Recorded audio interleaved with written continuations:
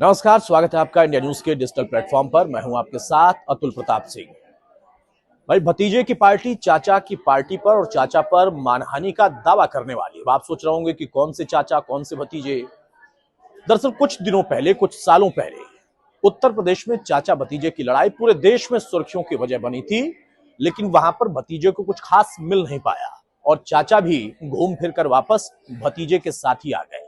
लेकिन जब हरियाणा की हम बात करते हैं तो यहां पर एक पार्टी जो कि बहुत पुरानी पार्टी और सत्ता में लंबे समय तक बनी रही और चौटाला परिवार की वो पार्टी बोली जाती है, वो पार्टी न सिर्फ टूटी परिवार के अलग होने के बाद, बल्कि वहां पर चाचा के ऊपर एक तरीके से बड़ी जीत हासिल की भतीजे ने।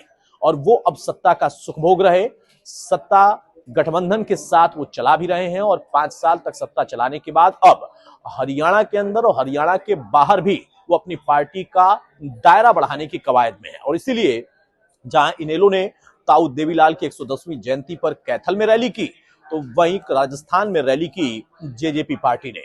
वहां पर अजय चौटाला, दुष्यंत चौटाला, दिग्विजय चौटाला और उनके पार्टी के तमाम जो कार्यकर्ता थे, पदाधिकारी थे, वो मंच पर और मंच के नीचे दिखाई दिए।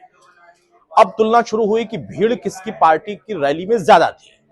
इनेलो की जो भीड़ थी, उनकी जो रैली की भीड़ थी, वो कहा जा रहा है कि बहुत अच्छी भीड़ थी और इस बात से कम संतुष्ट दिखाई दिए अभय चौटाला और कहे कि अगर कोई नेता नहीं भी आ पाया तो आप उनसे पूछिए, उनके प्रतिनिधि आए थे, वो नहीं आ पाए, कोई बात नहीं, लेकिन हमारी भीड़ ओरिजिनल थी।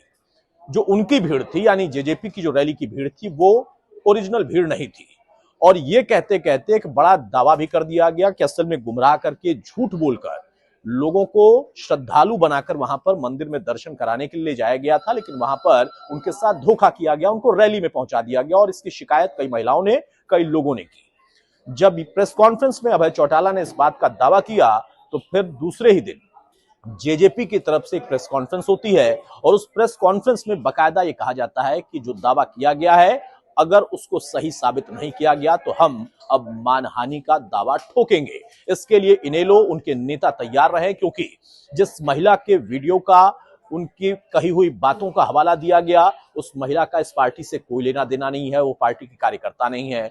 अगर किसी और ने भी कोई बयानबाजी की है तो उससे भी हमारा कोई लेना देना नहीं है, क्योंकि हमारी पार्टी की जो रैली थी वो पूरी तरह से 100% सही रैली थी। वहां पर पहुंचे हुए कार्यकर्ता उनकी पार्टी के समर्थक थे और दायरा हमारी पार्टी का हरियाणा से निकलकर राजस्थान तक भी जाएगा और ताऊ देवीलाल का जो असल आशीर्वाद है वो हमारी पार्टी को पहले भी मिला है, इस बार फिर से मिलेगा। लेकिन जो दावे अभय चौटाला ने किए हैं वो झूठ है। झूठ का पुलिंदा उन्होंने प्रेस